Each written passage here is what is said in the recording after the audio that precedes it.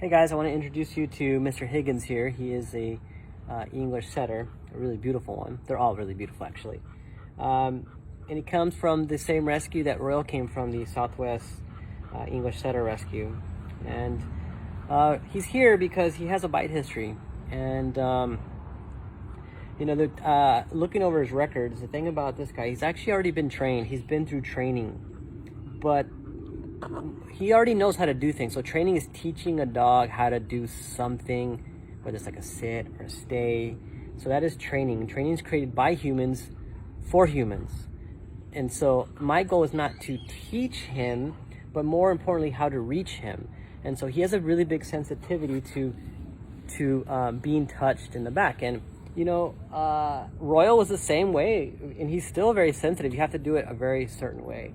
Michelle has figured out ways how to desensitize him to that by putting things in his mouth, like a toy, so he bites onto that instead of like redirecting on us.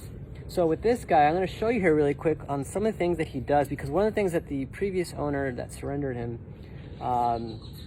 didn't. They said he would attack without warning. And people think that the growl is the only warning. However, there's other things, other signs that dogs give you that tell you that they're uncomfortable, and I'll show you what that looks like without getting bit, obviously. Higgins, come here, buddy.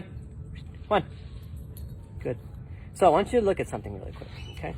So see how his mouth is open? So when I see how he starts to close his mouth when I touch his backside right there, that's a sign that he's being uncomfortable. It's very subtle, right? So right here, he's uncomfortable with me touching his backside right here.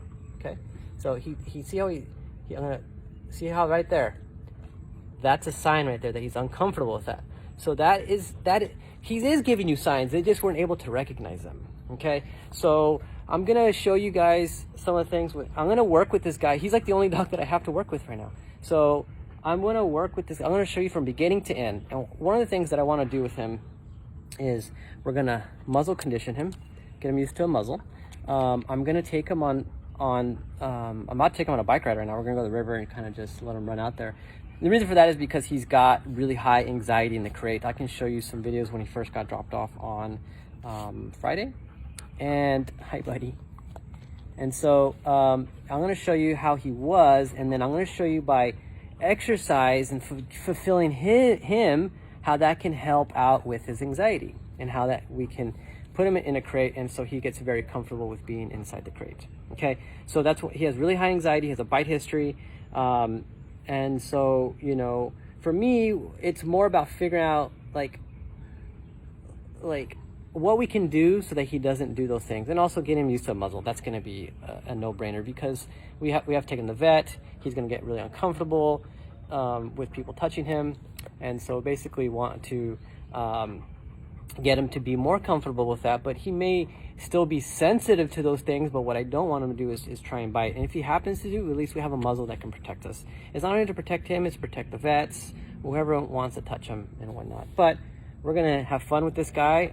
Again, he already knows a lot of stuff. If you notice, like his recall is really good, so I don't really need to work on that. Oh, and also he has that he can't be around a dog. So that's actually being another thing that we're going to do, is we're going to work with him to be around some of our dogs. Now, we already took him on the walk with our dogs. He didn't seem intense, but that doesn't mean that he would want to go after them. He was close to them. He didn't want to, he was walking with them like no big deal.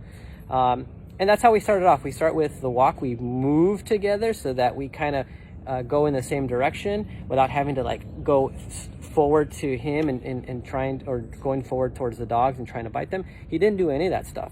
Now, there was a dog on the other side of the fence that started barking at him. He kind of moved forward towards, but we're just gonna, again, muzzle condition him so that he doesn't bite through the dogs, and start introducing him to dogs one by one. We'll probably do Nala first, then Honey, maybe Hero and Emma, because Hero and Emma won't really care for him. We'll probably do Nala we'll probably do Frankie and Luna last, because those are the two dogs that would, if they feel threatened, they would do something back, because they don't put up with crap like that. So we just try to keep it safe. Where did he go? Hey, buddy. Higgins, come on. That's a good boy. That's a good boy. Anyways, so again, this is Mr. Higgins. Look forward to sharing his story with you guys and see how he does. Say bye, buddy. Bye.